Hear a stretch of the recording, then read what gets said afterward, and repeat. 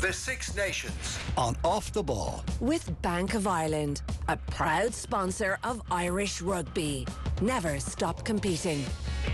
Yeah, you're welcome along to the final Six Nations show after a long 2 tournaments over the last few months, but delighted to be talking about a more positive finish for Ireland than we've experienced in many years. It's Scotland versus Ireland this week. It's the Hive in Edinburgh. It's kick-off at 2:30. It's the middle game of the Super Saturday to finish the Women's Six Nations. Ireland won 40-14 in Wales last week, while Scotland started out the competition with a win over Wales, but have since lost to Italy and, as we all have, to England. Delighted to be joined today by Irish Grand Slam winner Alison Miller and by former Scotland captain Lisa Martin. You're very welcome to the show.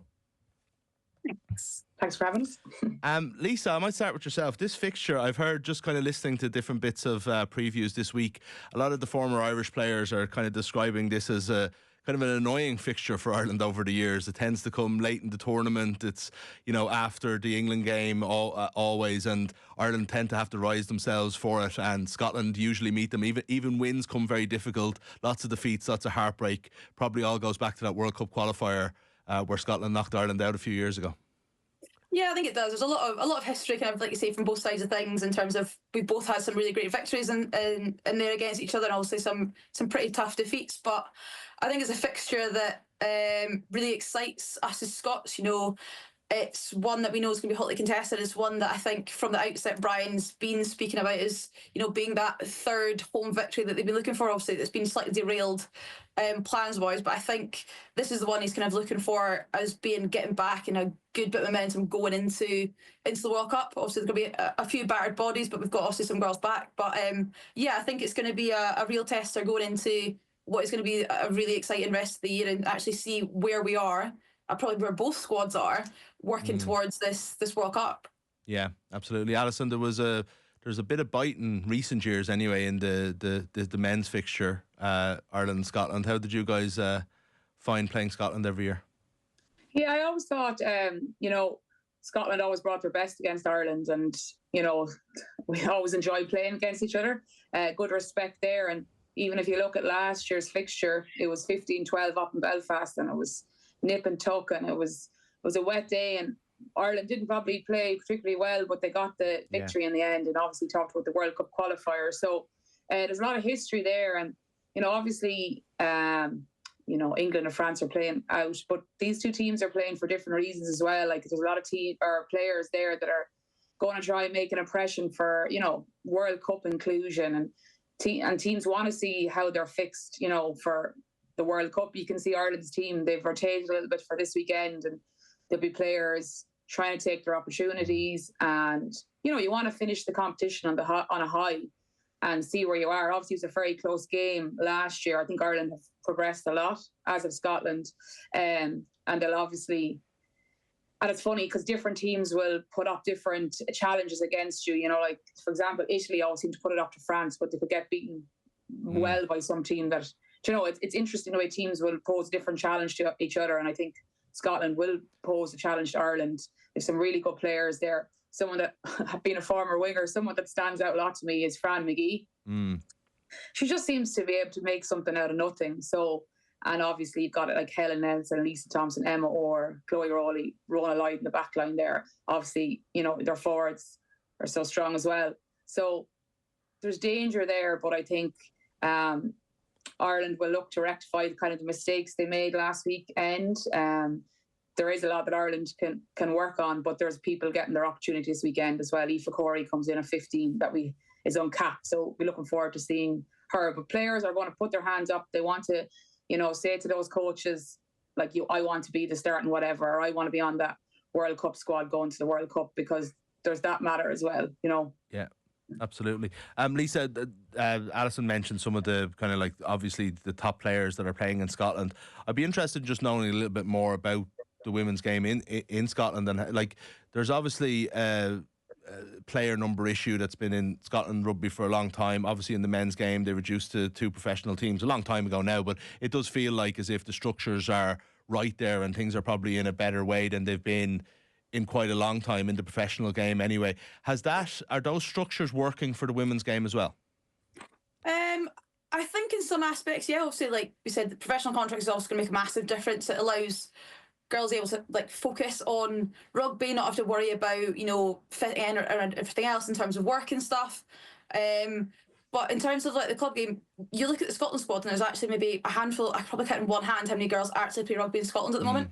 A lot of the girls are playing and playing their trade down the PWR and are getting encouraged to go down there. Once they've got caps or once they, you know, are part of the pathway, it's very much encouragement of, here, go actually try yourself in PWR. They've got the support services that maybe we can't offer at a club sort of level. It's something that we've been looking at a while. Obviously, we've got the Celtic Challenges coming, and it has made a difference for the younger players that are still playing up here in Scotland. But obviously, I suppose you look at the way that Ireland's been using it, and all the players are home based. They're all getting to play not only club but regional, then moving on to the Celtic Challenge. So they have all these opportunities to continually work together and see that larger player pool working and playing in higher games, higher level games against higher opponents. And, you know, they've got that tester before they go into tournaments, such as Six Nations. Whereas, you know, we've got a couple of girls like the likes of Adele Ferry and Alex Stewart who are playing up at the Scottish Premiership, and they're going from playing games against teams where they can potentially be winning 75, 80-0, not really getting not really being tested. And then next, you know, a couple of weeks later, they're expected to go and perform against France. It's a difficult way. Obviously, it is better than it was, but there's still a lot of way to go. You would obviously like to see more homegrown players stay within Scotland, build the Scottish game, club game better, get a higher level, obviously then improve our Celtic Challenges games there as well. But I think with the PWR being there, it's a quick fix. It's an easy thing for us to do in terms of like, right, okay, we know this works. Let's put our girls down there. Let's let them experience that. And then we reap the rewards, you know, for the Six Nations time we've got them together. We can bring them back in, get them all working together, and then send them back out again.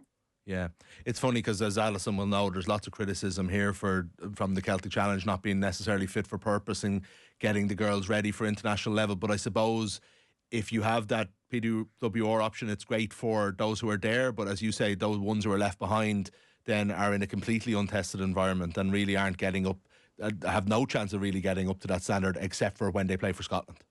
And that's the thing, like I haven't experienced it myself. When I first started, like I say, you'd be playing games, not really getting much competition, and then you'd be expected to turn out against England to, you know, week in, week out, they're playing really super competitive games, and, you know, we'd be lucky if we'd have about, you know, one person actually try and make a line break against us at club. And it's hard to like flip the switch and get that mentality of like, right, okay, this is the next standard up when you're so comfortable and, you know, getting into the realms of complacency of like, well, you know, I'm so used to winning. You come into an environment where suddenly you're getting pressured, suddenly you're not winning, and it's like, well, actually, how do I, as a person, how do we as a team fix our way through this? How do we battle through? How do we grind out a win? Because they've never, like, some of these girls have never had to experience that before in their club careers. Yeah. And I think, like you said about the Celtic Challenge, I think it's great we've got it. I think it's something that's been needed and called for a while, but the nations are all using it in so completely different ways. Yes.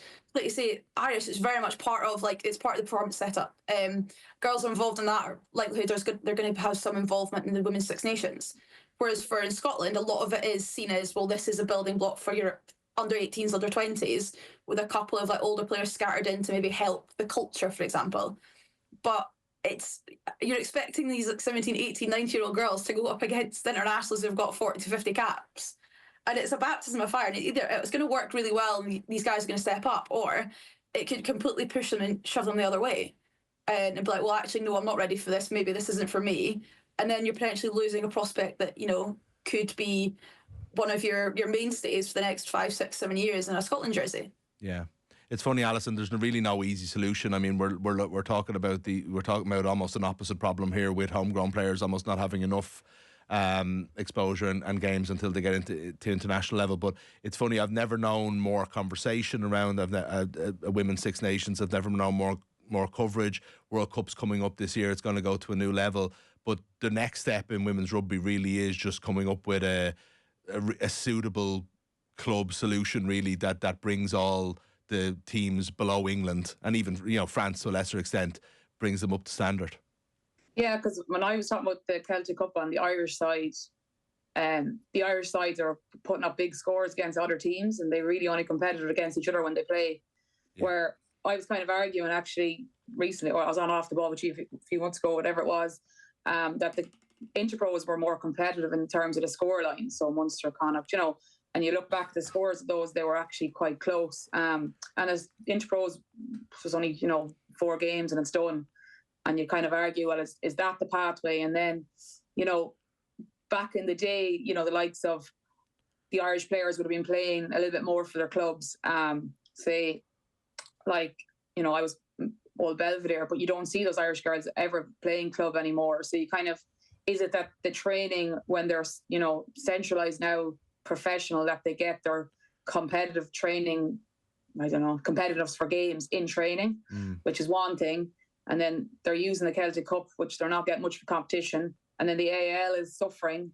It's suffering because there's the standard is so divided in terms of the first 4 to the next 16. So I suppose, countries can do it their own way. They can use the Celtic Cup for their own, development. They want to develop young players or whatever it is. But ideally, in Ireland, I'd like to see the AL being competitive, and sometimes you just need to give someone, players an opportunity to play at the level that they are at that time, so they establish themselves, and then they can step up. Because, as Lisa said there, sometimes if you're exposed too early to a situation, you might be ready for it, a few months. You might be diamond in the rough, and you just need a little bit of honing. But 6 months might be a bit early, so it's kind of balancing. And then there's players that you can put right in, like they just you're able to do that. But I think, professionalism has really helped, but I don't know what the answer is. I think you look at, English Premiership, and it's great. How do we get like that in Ireland, Scotland? I don't know. We have to get more people playing, obviously, which will come from success, and success is obviously different for different countries. But even just having the games on TV and, pathways nearly need to work. But you like, for Ireland example, you can see, I wasn't so sure that professionalism would work so quick, but like, there's really good coaches in there at Ireland, and they're training and they're fit, and it is obviously paying off because they are improving and they look like such a better team than they were 2 years ago. Now there's different personnel in there as well, but you'd want to be, I don't know if the answer is there, it's going to take a lot of different things. Yeah, and a lot of different strategies. And it is coming from a positive place. I think you're right, and you both mentioned that professionalism has changed things, and it is there, and that's brilliant. And, obviously Ireland have improved a lot in the last 2 years, but if you take where the situation of 5 years ago or 6 years ago versus now, it's absolutely unrecognisable. So I suppose it's almost like the next step rather than a massive crisis, Lisa, tell me a little bit about this Scotland team and what we should expect. Obviously, you're saying the eyes are firmly on the World Cup now. It's been I suppose, a slightly disappointing Six Nations so far. They beat Wales, but it does feel like Wales are probably at the lowest point in the Six Nations at the moment. Italy, almost the opposite of Ireland, probably, didn't start well and kind of grinded their way back into it in the second half, which will be encouraging, I believe. But it's the Italy result that's really going to nag at them, I think, unless they can go and do something in Edinburgh this weekend. Yeah, definitely. The game is one that they probably say is one that definitely got away from them. Like I said before, I know that Brian was very, very adamant that it was a 3-home victory was the bare minimum they were looking for this year, and obviously now going in that they might only get the one victory it would be seen, I'd probably say, as a quite disappointing Six Nations campaign, especially for the girls that we've got. We've got a good core of about 16, 17 really experienced players on the international stage that you'd be thinking, they've all come in together at the right time. They're all probably peaking at the right time. This World Cup cycle is the epitome in terms of this could be the best we performed at a World Cup stage. And I think, the girls will be disappointed. But yeah, the selections they've made, obviously, that Brian said he's looking for experience going into this sort of a game where it is a bit of a, last chance saloon in terms of let's make this Six Nations deemed successful. They've gone more for that experience. They put Jade Conkle back in the second row, and I think that's a really good decision there. She's still, it doesn't really change the way she impacts the game, but I think it allows our back row to be a lot more mobile, and it allows them to, link a little bit better there. And also having Leah Bridman-Holding coming at 9 as well, I think is going to make a massive difference. I think Katie Mattinson really struggled against England, was maybe probably one of her worst games probably of recent times she's had. She's normally really pretty controlled, and I think she's got a little bit flustered there. So I think having a Leah coming in will make such a difference. And just speed of her play. That's where we look best, is when we're playing around the corner, playing with speed, playing with tempo, and that's where we put everyone under pressure, put England under pressure, and we started doing that in the second half. We did it with France as well, and I think those little changes will make a difference. And obviously having Rach Malcolm come back in from a captaincy point of view, and just from a clear level-headedness of won't be flustered, things might not get planned, fine, go back to basics, we're good. I think that's maybe what we missed a little bit against England, is that level-headedness of like, okay, things aren't going to plan. What can we do here? How can we keep ball? How can we put them under pressure? What can we do? So yeah, probably didn't realise how much we'd miss her until she's suddenly not there.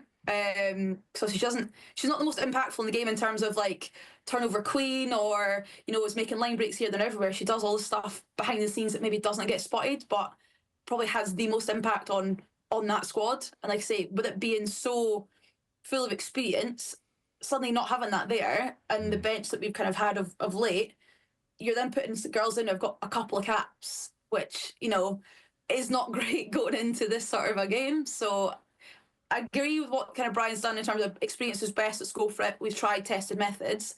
You just got to hope that everyone kind of stands up to the plate now and actually shows why faith has been put in them and what the experience is going to bring to the game. Absolutely, it's a big game for Scotland. For Ireland, Alison, like, it's funny, you're coming off a 40-14 win in Wales, even that kind of annoyed at that performance against Wales in some ways.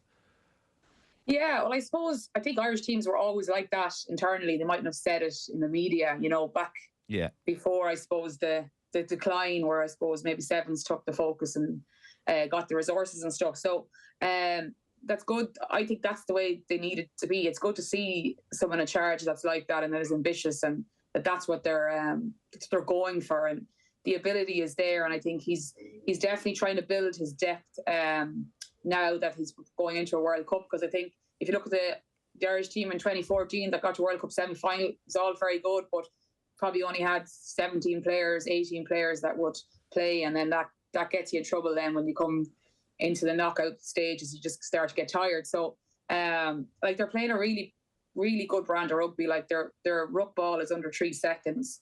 Their defence is relentless.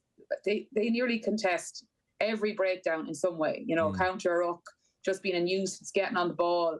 And teams do make line breaks against them. You see that teams will make line breaks against Ireland, and you go, oh, and then someone from Ireland comes up with a big, massive turnover, and they just snuff out the danger. And they keep teams out like that, and they have got the most turnovers in this competition. And you'll see, Aoife Dalton made a really good one against Wales last weekend. But they've really, improved in terms of like their forward play and their line of driving maul. It's unstoppable. The minute they hit the ground, they make meters. And you think, when you see Ireland kick into the corner, line out, 5 meters away from scoring, you're like, they're going to score. You see someone like Dorothy Wall back to her best, and like, they've rotated quite a bit today. Like, Aoife Corey comes in for her first cap at 15, Vicky Adams-Kinnan 14, Aoife Dalton, Enya Breen 13 and 12, Amy Lee, Dana, Molly still the same, but I don't see any Aoife Wafer. So they've rotated.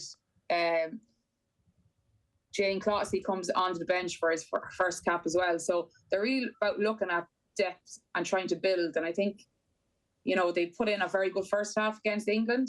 And obviously against Wales, they'll be disappointed, because I suppose a few of the things that Wales made a nuisance of the breakdown, which Wales always do over the years. They're a very difficult team.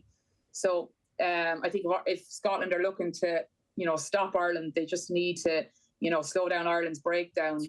And in contrast, Scotland really needs to resource their breakdown, because you see teams having good phase against Ireland, and then it's all over.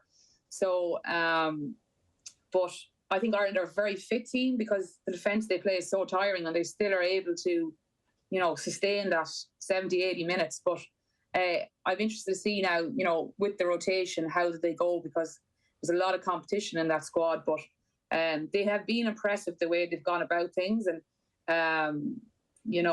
some of their players there are just outstanding. They get over the gain line. They're relentless. The pace that they play in, multiple options in attack. So it's exciting to see, them progress, because you don't want them to. Obviously, they're not going to do that. But like Stacey Flood at 15 last week was really good, and she's obviously been rotated this week. So it's in to see how Aoife Corey gets on. UL Bowes girl. Yeah, it's like, I'm surprised. I don't know if you are at the rotation, because I think it's all very well saying we need to look at the World Cup and build depth, and maybe that's the best long-term plan. But this Six Nations in particular, like Ireland finished third last year, and that was a massive step up. They're going to finish third no matter what this year, unless I think there's a 92-point difference between Ireland and Italy that I can't see being turned around, right? So third place is done, but Ireland don't always do too well in Scotland, as we talked about before. Tough away game to finish it off. There is something to be said for going out and being the definitive top of the second tier team. A team that also played very, very well for a half against England, played very well against France and could have eked out a result that day. And then there's that momentum brings you to the World Cup, if Ireland go and have a serious result against Scotland. Now, I'm sure Scott Beeman looks at it and thinks we could do that with the team I've named. But it's just surprising to me that there isn't a sort of we want to put the foot down here and sort of put ourselves in that mental position of being ready to jump to the Frances and Englands rather than even worrying, and not with no disrespect meant, worrying about the Scotlands, Italys and Waleses. I suppose he's confident that even with rotation he can, do the job. He's obviously confident. And there's two ways of looking at it.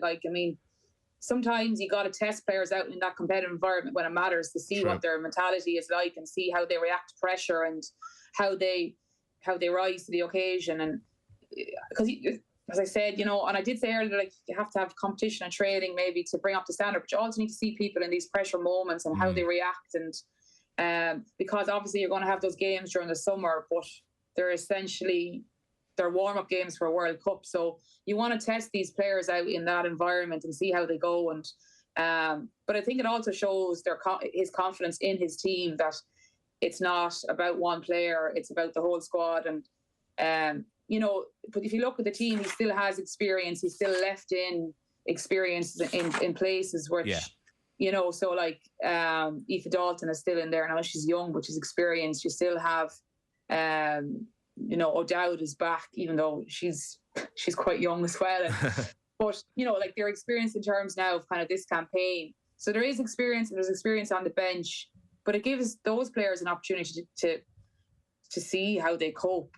And we're not going to perform well at a World Cup if we don't have that depth and we don't have players, 2 or 3 players competing for each position. And that's what will make the training go to the next level, to rise, and try and compete with England, because that's really the issue. You look at Ireland playing England, and they're in it for half time, and then they just roll on this bench of I know. World Unfair Cup winners and brands that, and you're like, God, how do you even compete with that? So you have to do something like that. And why not do it now, and see how they go? Because the Six Nations is done in terms of who's going to win. I think it's going to go down to England and France, and unfortunately France don't look to me like they'll challenge England. So this is another reason to do it. And the women, they do play more games than they used to, but they don't play as many games as the men, and you don't see them out professionally for their provinces. So you don't see. It's fine for the men's Six Nations team. You can track players playing for their club. In Champions Cup, we don't have that in the women's game. So you got to give them the opportunity in this high stakes environment and see how they cope. Yeah, absolutely. There's still, as you say, there's Dan O'Brien is still in there, along with Niamh Jones, Linda Jugang, Amy Lee, of course. Yeah, Dorothy Wall is playing, Adele McMahon, Brittany Hogan. So there's still plenty. It's not as if they've gone for a brand new squad. They've mixed it up, I suppose. Yeah, it's smart a little bit. Yeah. At the same time, though, I presume Aoife not being in the 23 must be an injury. We haven't heard that yet, but you can't imagine she would be. She's ruled out of selection due to a knee injury. Sorry, I just saw that there, that she picked up against France, or against Wales. So that's obviously a boost for Scotland, and a pity, I think, for the tournament in general. If people are going to tune in on this kind of like a Super Saturday to watch, the 3 games, I think people want to see Aoife Wafer. She is that kind of star of the game. Linda, have you Lisa, sorry, Linda Dugang. Lisa, have you seen much in Ireland that would suggest a kind of a radical improvement from the last, obviously from 2 years ago, as we mentioned already? It's a completely new team, but for me, it looks, just watching week on week, and a lot of what Alison talked about in terms of the breakdown and the maul, but some of the ball carrying, some of the kicking game from Dan O'Brien, it does feel like there's a lot of improvements in kind of all aspects of the game from Ireland from 12 months ago. Oh, massively, yeah. At no point, I think, do they ever look like they're really that stressed. Like, so you've got Dan O'Brien back there who can just play the game, like play the corners really easy. Under any stress, that left foot's coming in and it's going to the corner, and then you're chasing back. And like you said, like their ruck speed being under 3 seconds is unbelievable. Like the way that their supporters both come in for the ruck and they just clear in that kind of pincer movement means that the ball's there ready to go and they can just move it, and their ability as a pack for that short passing game as well just leaves defences just chasing shadows loads of the time.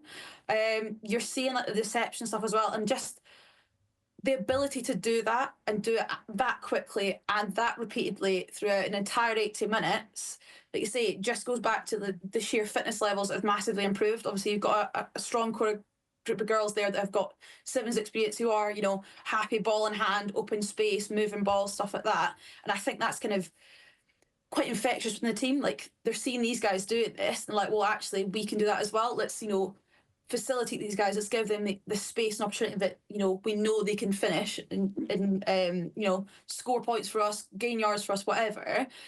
They want to be part of that, and like, see, it's a massive difference. It's not all just down to like obviously skill sets and how they're playing, and obviously like with Scott Beeman coming in, you're just seeing a complete and utter mentality shift as well. Like, they're carrying ball with the like intents of try and stop me. Like, we're here, we're carrying, we are looking to do this. All the best that you try to stop. And I think that's where Scotland are really going to struggle, is Scotland really struggle to defend a power game. They really struggle up front. Obviously, like, we're naturally a smaller team, but like, try to go in there with a double tackle, try to slow ball down, by going high, locking up ball. Against girls like Dorothy Wall, against like Linda Dugang and stuff, they're really, really going to struggle if you're going to try and go up top on these guys. And I think just seeing the way that Ireland have managed to transform themselves over these 2 years gives the likes of us as Scotland as well that hope of like, well, there is a possibility. We just need to find the ways whereby we can have that sort of a change and that sort of an impact. Whether that be with the current crop of players we've got, or with the crop of players that are going to, inevitably be coming through once, girls start retiring. Because you've got to look at our squad, and it is relatively older now. Like I say, as much as we say is experience, we're all also late 20s, early 30s. Where is this next crop going to come from, and what can we put in place right now that allows them the best possible platform to kick on and actually become, more of a challenge to third place in the Six Nations, rather than, trying to avoid being like fourth, fifth, sixth at this point. Yeah, absolutely.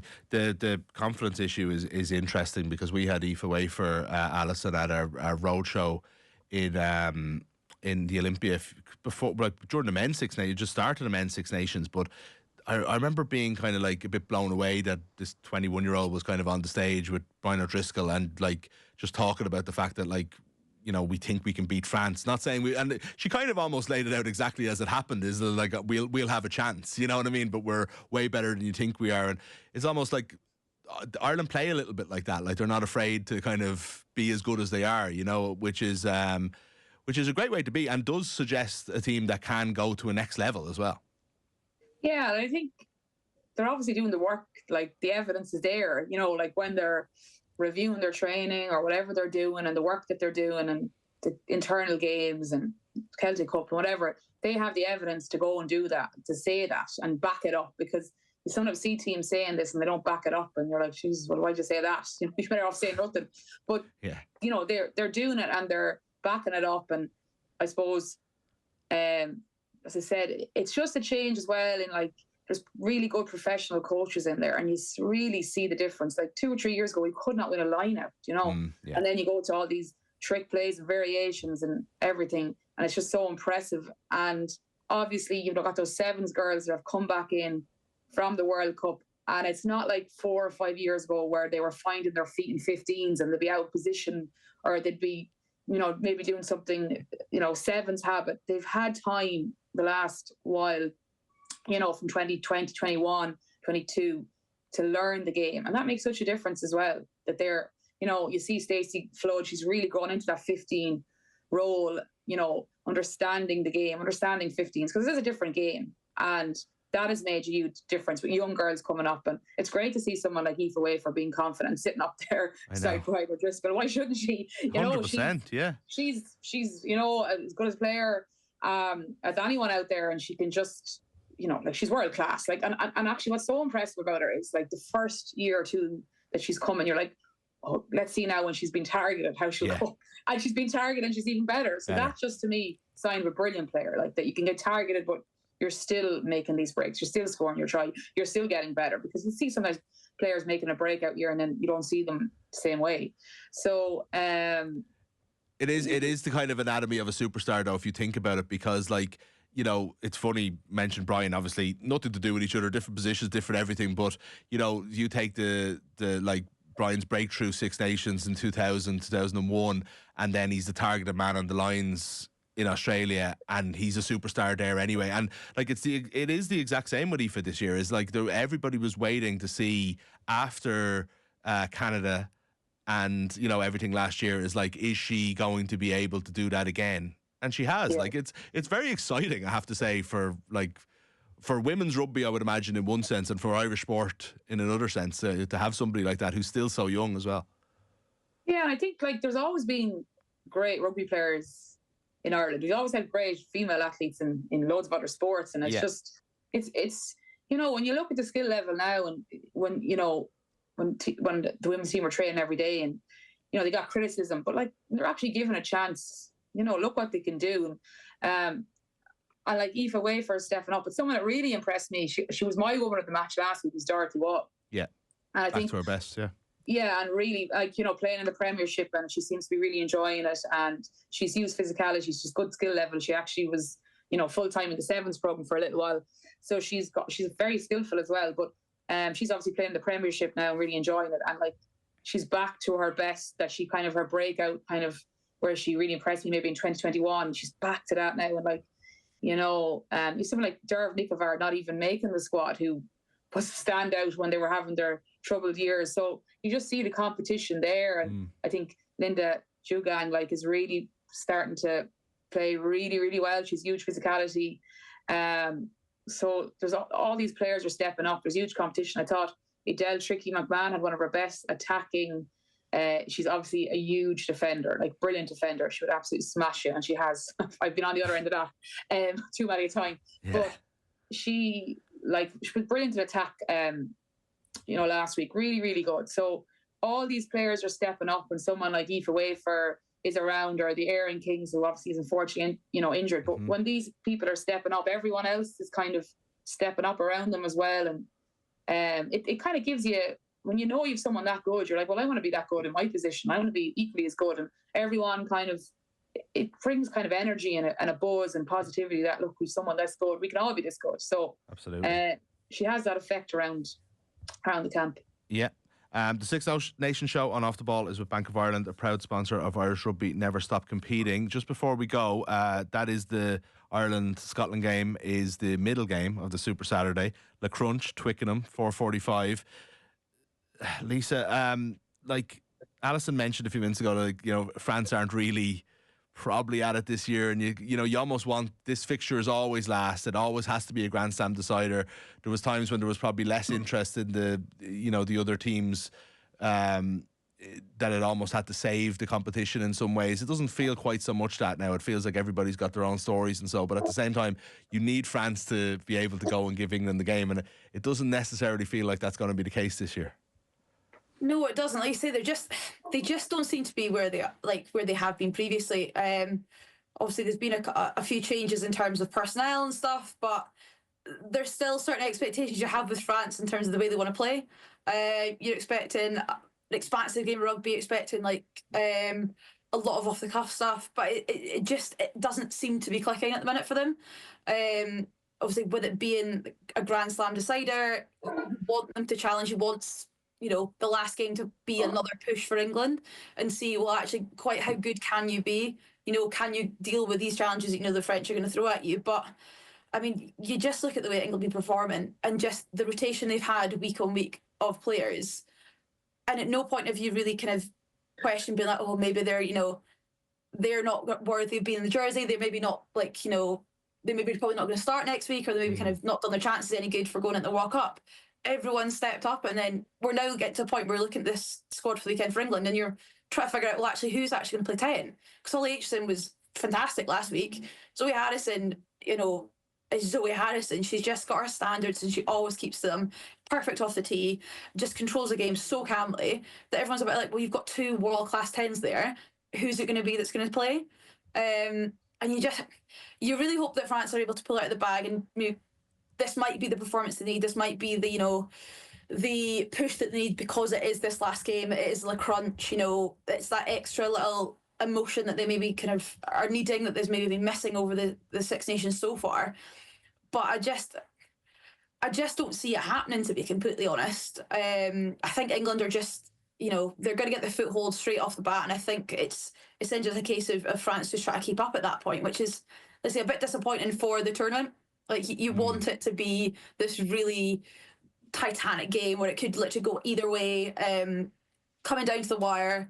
But I just don't think this year it's going to be the case. Yeah, and it's funny, Alison, it might not do England's World Cup hopes any harm if France were to come and kind of give them a bit of a scare, a bit of a challenge. They might go in there a little bit undercooked. You're right. And Lisa's 100% right. Like, France were more competitive a few years ago, and I find it hard to keep up with who's playing in France. Obviously, the language barrier, but like, there's players there that I played 2 or 3 years ago, and they're not playing now, and they're still young, and I'm like, why are they not playing? There was a winger. I can't think of her name. To me, she's the best winger I've ever played against. I'll just try and think of her name, but she's not involved. Like, so you're like, where are those players? And you see some of them that are playing 7s. It's not Olympic year. Why are they not playing 15s when they were previously involved? So I don't know. Just to me, they're not at the race in terms of what their ability lends themselves to. But I'm not sure. They're not. I don't think they're, unless they, Pauline Bordeaux said that they were going to actually compete despite what everyone said. So look, hopefully they will. But I find sometimes some of their selections a bit odd, and when there's really good players out there that are not being selected for whatever reason. Cyril Banet, that is her name. There you go. I've just thought of it. And if you watch her scoring tries, maybe she's injured, maybe she's not good for culture. I don't know. But, when you see players like that not involved, you'd wonder. So, England. And who's England's best 15? Like, who knows? I don't think anybody knows, including them at this stage. So, like, I mean, when France were very competitive and they had that classic game, I think it was 38-33 or 38-35 or something like that a couple of years ago. There was 60,000 at Twickenham. I think we're expecting 40 this week, which isn't bad. Like, but I think it does go to show the competitiveness has dropped. England have stretched further ahead, which is, I suppose, a pity for the tournament. But I wonder if if France do come back a little bit, it might make the rest of the tournament more competitive. So it's kind of swings around, but you don't want one team just winning an automatic Grand Slam every year. It's not going to do any good, Lisa, for the overall tournament. Not at all. Like, it's not something people are going to watch if you know that the result from week 1 is a given, and that kind of 7-8 weeks down the line, well, it's going to be England going to win it. So why would you want to put yourself through watching that? At the end of the day, like we said, we want to be creating a product that people are wanting to watch. We want to have new fans coming in. We want to get new investment coming in. So you want to make it as competitive as possible, and for the winners to literally be any of the 6 teams. Obviously, that would be a perfect scenario. But if we can make it where we've at least got 2, 3, 4 potential winners of the whole tournament, that'd be great. And it's not then a given of, oh, it's another Grand Slam for England. It'll always be a Grand Slam for England. You want to be pushing them. You want to be challenging them. You want to kind of show that actually that there is more to European rugby than just England. And I think it's not going to be an overnight fix. It's not going to be anything that we might see in the next 2, 3, 4 years, but you'd like to think maybe by the next World Cup cycle, with new blood coming in, new teams coming in, new players coming in, that actually there will be that uncertainty at the start of a tournament, where people are like, well, it literally could be between these 4 teams. I'm excited to watch this. I want to watch this, and I want to see how it goes. And you have so many more competitive games, so that you're actually, like you say, you're watching the entirety of a Super Saturday, rather than getting to just be like, oh, I'll just watch the last game because it's the only one that really matters. Exactly. Want everyone to have that platform, and everyone to have as big a crowd, whether it be online or in person, as possible, because people are invested in that result.